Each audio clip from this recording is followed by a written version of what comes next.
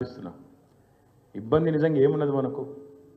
కేసీఆర్ గారు 2001లో పార్టీ పెట్టినప్పుడు ఆ రోజు ఉండే ఇబ్బందులతో పోలిస్తే ఈరోజు మనం కూర్చున్న ప్లాట్ఫామ్లో ఈరోజు మనం ఉన్న పరిస్థితులు ఏమి ఇబ్బంది? ఇది ఇబ్బందే కాదు. అదొక లొట్టపీస్ కేసు, వాడొక లొట్టపీస్ ముఖ్యమంత్రి.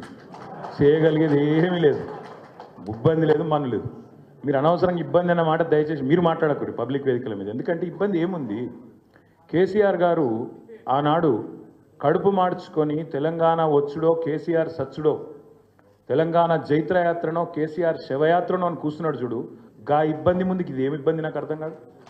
మా తమ్ముళ్ళు కేసీఆర్ గారు నిరాహార దీక్ష కూర్చున్నాను నాకు యాదుకుంది. ఉస్మానియా యూనివర్సిటీలో మా తమ్ముడు సుమన్ కానీ, ఎర్రోల సీను కానీ, ఇంకా మిగతా విద్యార్థి నాయకులు వాళ్ళ ఈపులు విమానం మూత మోగినాయి. 56, 60 లాఠీ దెబ్బలు పడితే ఒక్కొక్కరిని ఈపు కాలిపోయింది, కమిలిపోయింది. గా ఇబ్బందుల ముందు ఇదేమి ఇబ్బంది? ఒక సిరిపురం యాదయ్య, ఒక శ్రీకాంతాచారి ఒంటి మీద పెట్రోల్ పోసుకొని, మనము చిన్న సురుకంటితేనే అయ్యా అవ్వ అంటాం. ఒంటి మీద పెట్రోల్ పోసుకొని భగభగ మండుతుంటే వాళ్ళు పోలీసుల మీద కురికిన చూడు. గా ఇబ్బంది ముందుకు ఇదేమి ఇబ్బంది? ఇబ్బంది అనేది లేనే లేదు. నేను మళ్ళీ చెప్తున్నా, అదో లొట్టపీస్ కేసు, వాడొక లొట్టపీస్ ముఖ్యమంత్రి, పీకేదేమీ లేదు. కాబట్టి మీరెవరు ఆ మాట మాట్లాడవచ్చు. ఇంకొక మాట కూడా నేను చెప్తా ఉన్నా.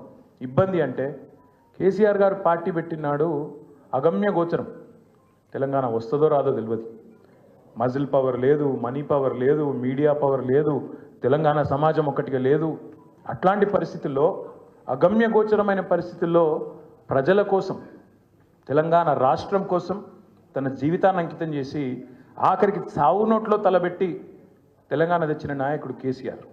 అట్లాంటి కేసీఆర్ తయారు చేసిన సైనికుడిగా, కేసీఆర్ రక్తం పంచుకొని పుట్టిన బిడ్డగా ఇది ఇబ్బంది కానే కాదు. మనం ఎవ్వరం కూడా బాధపడాల్సిన అవసరం లేదు. నేను మిమ్మల్ని కోరేది, ప్రార్థించేది ఒకటే. ఈరోజు రాష్ట్రంలో ఒక 3D పాలన నడుస్తున్నది.